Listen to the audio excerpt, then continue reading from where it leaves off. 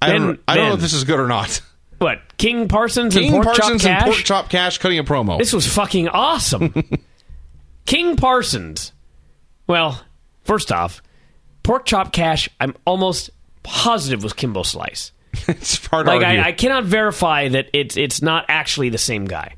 I mean, you can try and point me to facts, but seriously, I don't even know what to say.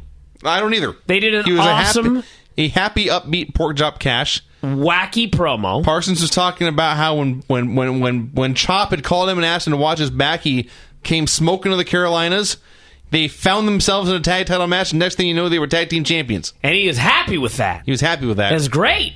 And Porkchop was talking about how they would fight anyone. They'd fight, I forget who all he said, Koloff and other names, and you couldn't... Other names? Now you sound like that one guy. Other stuff? Yeah. We'll get to that. We'll get to Kelly Kiniski. Kelly Kiniski. Oh. Oh. So, then we got a match. The best match I've seen all time all my life. Porkchop Cash and King Parsons versus Prettyboy Fergie and the Monk. Yeah. Let me repeat that for everybody. Porkchop Cash and King Parsons against Prettyboy Fergie and the Monk. The Monk. The Monk. We have a monk and a ninja. Yes. In the Carolinas.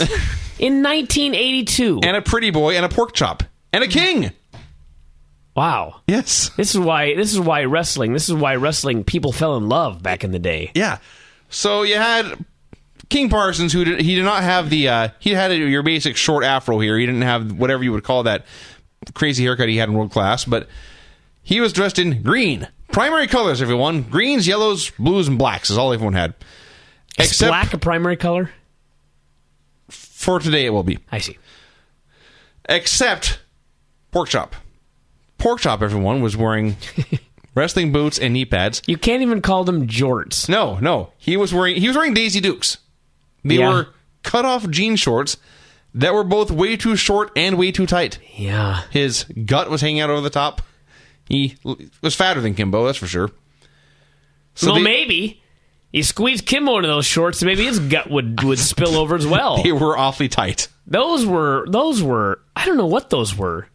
I can't even say they were painted on because they constricted him. They put him on and then they shrunk. It was like a shrink wrap, a girdle of some sort, yes. Like a crotch girdle. That's what this was. That sounds horrible. A crotch girdle, an ass girdle. Yes. That's what he was wearing. Unacceptable. And then he wrestled in them. Yeah. So the Monk was your standard bald, hairy white guy in a singlet. As Whitney noted, there was the horizontal strap on the back of the singlet that kept the straps together. Yeah. She referred to this as a strap perfect. Yeah. We really do need her to watch all the shows. We do. And Prettyboy Fergie is quite simply my favorite wrestler ever now. He was god awful. He was really bad. The drizzling shits. He was pretty horrible. But he knew it. So he just went with it. So rather than try to be good, he would just try to be as spectacularly bad as he could be. He would take a punch and windmill both his arms tumbling backward. I like this assumption that this was all on purpose. I think he was trying. To be good? Yeah.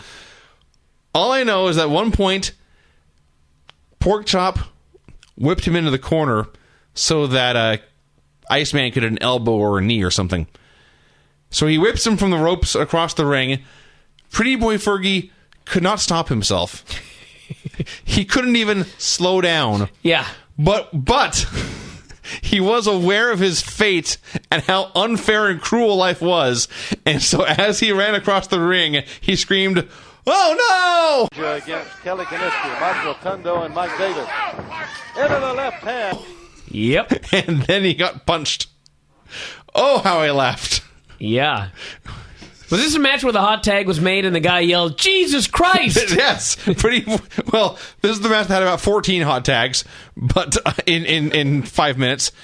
But yes, Prettyboy Fergie was in the ring with, I believe, Porkchop, and Porkchop tagged King, and Fergie cried, "Oh, Jesus Christ!" Yep. Again, a count of one, and he kicks out.